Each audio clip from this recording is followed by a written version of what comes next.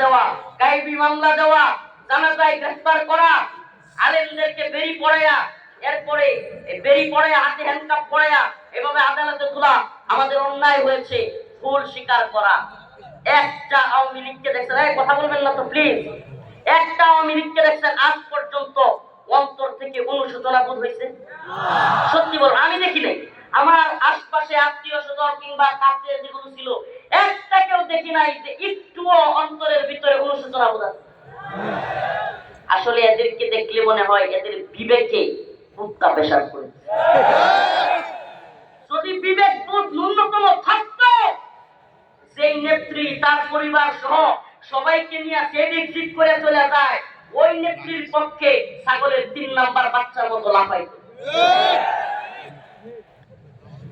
বুঝছেন, আমাদের এলাকায় আমরা দেখি ছোটবেলায় যেসব ছাগলের 3 নাম্বার চলে যায় না, এই 3 নাম্বার হয়ে যাওয়ার পরে বাঘ তো থাকে দুইটা, কয়টা? 2 বার। তো 2 বাটে 2টা ছাগলের বাচ্চা দুধ খায়, আরেকটা বুদায় লাফায়। তো এখনো যেগুলো বাংলাদেশে লাফাইতেছে এগুলো হলো ছাগলের 3 নাম্বার বাচ্চা। যেগুলো খাইছে এগুলো কিন্তু পালাইছে, বুঝলেন নাই? যেগুলো খাইছে এগুলো কি করছে? যেগুলো ছিল সুবিধাবাদী এগুলো কি করছে? এখন যেগুলো খায়ও নাই পায়ও নাই, ছাগলের 3 নম্বর বাচ্চা এগুলো লাফাইছে। কি করে নাই? খায়ও নাই পায়ও নাই, এখন কি করতেছে? আল্লাহ এদেরকে হেদায়েত দান করুন। আর জোরে বলেন আমিন। যদি হেদায়েত কপালে না থাকে ধ্বংস করে দিবে। এরা আল্লাহ মাফ করুন, কষ্ট দিচ্ছেন কেন? কথাগুলো বলতে জানেন, আমি অনেক দিন ধরে এই সংক্রান্ত কথা আছে, আওয়ামী লীগ কেন্দ্রিক কথা আছে। সমালোচনা হওয়া উচিত। কেন সমালোচনা হওয়া উচিত? কারণ আমাদের মধ্যে এই অন্তর কুণ্ডলের কারণে আওয়ামী লীগ সুযোগ নিচ্ছে। বুঝতেছেন না আপনারা? এইভাবে যদি নিজেরা দলাদলি করেন, কামড়াকামড়ি করেন, আল্লাহ না করুক এই ভয়ঙ্কর ষড়যন্ত্রের এই ভারতীয় আধিপত্যবাদী, ভারতীয় এই লেডি ফেরাউন হাসিনা যদি আরেকবার সুযোগ পায়, একজন ভালো থাকবে না, তাহলে দেখবে না পিড়াবের সময় আওয়ামী লীগ কেন, বিএনপি কেন, জামাত কেন হেফাজতে নিবে। অতএব খুব সোজা করে দেন। এখন আল্লাহ মাফ করুক, কথাগুলো অনেকটা রাজনৈতিক টার্মে হয়ে যাচ্ছে। ভাই, রাজনৈতিক টার্ম না, এখানে আল্লাহ বিল্লাহ কথা বলবো, কবরে ওয়াজ করবো, হাসরে ওয়াজ করবো, আসমানের উপরে ওয়াজ করবো, আর গাড়ি নিয়ে যাবো, রাস্তায় আগুন ধরায় দিবে আওয়ামী লীগ। তাই এই ওয়াজ না করে আমি কবর হাসর ওয়াজ করে লাভ আছে? কালকে পরিস্থিতি এমন অবস্থা, আপনাদেরকে বুঝাইতে হবে এটা তিরস্কর অবস্থানের জন্য দায়ী আমরাও দায়ী।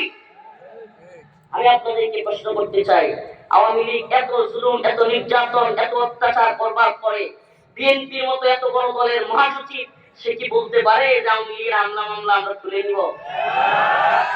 বলতে পারে? মুসলমান ইমানদার বলতে পারে? ভোটের রাজনীতি যদি আপনারা শুরু করেন, আমি আগে এক প্রোগ্রামে বলেছি, তাইলে আগে শেখ হাসিনার পায়ে দিলাম মাপ চান, ক্ষমা চান। যদি বলেন আওয়ামী লীগকে নির্বাচনে চান কিংবা আওয়ামী লীগকে মামলা হামলা তুলে দিব, মাফ করে দিব, সালাউদ্দিন কাদের চৌধুরীর কথা বলে যান নাই?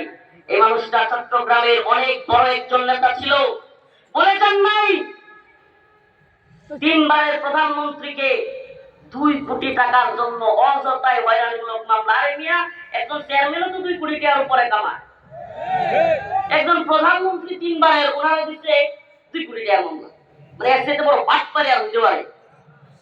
2 কোটি টাকার মামলা একজন প্রধানমন্ত্রী, ওনার মনে হয় 2 কোটি টাকার অভাব পড়ছিল, এইটা দিয়া বেগম জিয়াকে দীর্ঘদিন কারাগারে বন্দী রাখা হয়েছে, জুলুম করা হয়েছে। আপনারা যাকে চেষ্টা করেন, বিএনপির ভাইদেরকে বলছি, এই মিডিয়ার মাধ্যমে সারা দেশের বিএনপির নেতৃবৃন্দ কিংবা হাইকমান্ডের কাছে যদি আওয়াজ চাই, আপনাদেরকে বলছি, আপনাদের নেতা এখনো পর্যন্ত ওই আওয়ামী লীগের জুলুমের শিকার হয়ে আর দেশে আসতে পারে। অসংখ্য নেতা কর্মী আপনাদের আমাদের সাথে জেল জুলুমের শিকার, রিমান্ডের শিকার। আপনাদের সালাউদ্দিন কাদের চৌধুরী সহ অনেককে হত্যা করা হয়েছে, ইলিয়াস আলী সহ অনেককে গুম করে হত্যা করে ফেলা হয়েছে। আমার একটা কথা খুব ভালো লেগেছে, সালাউদ্দিন কাদের চৌধুরী সাহেবের ছেলে হুম্মাম কাদের চৌধুরী, বাচ্চা বেটা, তিনি বললেন একটা মঞ্চে সমাবেশে যে আমারে অনেকেই বলে যে আপাতত আওয়ামী লীগের ভোটেরও দরকার আছে, আজকে একটু একটু রোয়া সরিয়া কথা বলিয়েন। হোম্মাম কাদের চৌধুরী চিৎকার দিয়ে কয়, কিসের কথা? আওয়ামী লীগের ভোটের আমার দরকার নাই। এটা না বাপকা বেটা, অন্তরে জ্বালা আছে। আমি বলি শুনেন, যদি আওয়ামী লীগের দালালি করে থাকেন, আওয়ামী লীগের নির্বাচনে চাইবেন। যদি আওয়ামী লীগ আপনার জুলুম করে থাকে, আপনার নেতা আপনার নেত্রী জুলুম করে থাকে, আপনি কোনোভাবে আওয়ামী লীগকে নির্বাচনে চাইতে পারেন না। অতএব আমাদের প্রত্যেকগুলো দলের কর্মীদেরকে, নেতাদেরকে বলি, প্লিজ আপনারা বুঝতেছেন না ষড়যন্ত্র, কামড়াকামড়ি কম করেন। মনে তো করতেছেন কেউ কেউ ক্ষমতায় মনে হয় এত সহজ না। পুরাটি বিপদে তো নিজেরা করবেন। হ্যাঁ, আমরা যারা ক্ষমতার বাটপাটুয়ারা চাই না, যেহেতু আমাদের পক্ষে সবসময় থাকি আঙ্গরা করে, বুঝলেন নাই? আমরা তো ক্ষমতার বাটপাটুয়ারা বিশ্বাস করি না, গণতান্ত্রিক রাজনীতিতে বিশ্বাস করি না। কিন্তু সব সময়, আরে এখন যারা কথা বলেন আমাদেরকে একটু চিন্তা কথা বলেন, আল্লাহ মাফ করুন, ছোট মানুষ। কিন্তু আমি জামাতের পাশাপাশি ছিলাম কারাগারে দীর্ঘদিন। আমি জামাত আমার কাছে খেজুর পাঠাইতেন, হাদিয়া পাঠাইতেন, আমার পরিবারের খবর রাখতেন। এমনকি অন্যান্য যারা আছেন সরাসরি আমার সাথে কথা হয়। আমি সবাইকে বলি একটা কথা, একটা জায়গায় অন্তত একমত থাকিয়েন, একটা জায়গায় অন্তত একমত থাকিয়েন। আওয়ামী লীগ এবং ভারতকে সুযোগ দিয়েন না। ক্ষমতার রাজনীতিতে 4 দিন আগে বন্ধু ছিল জামাত বিএনপি, আজকে শত্রু হয়ে যাচ্ছেন ক্ষমতার জন্য। শত্রু হয়ে এমন জায়গায় যায় না যে নিজেরা ঢিলাঢিলি করতে করতে আবার আল্লাহ না করুক এই দেশে ওই ফেসিবাদ ওই জুলুম আবার চাপিয়ে উঠে।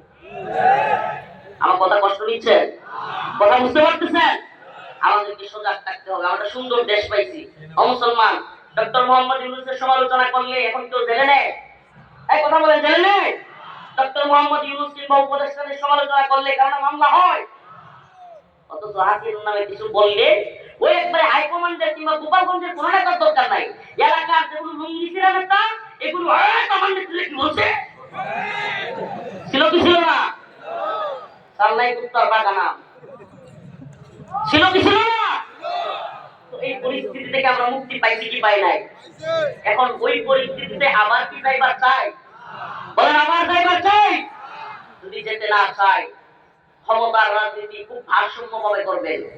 ক্ষমতায় যেতে চান, ইসলামের পক্ষে কাজ করতে চান, অবশ্যই সেটাও খুব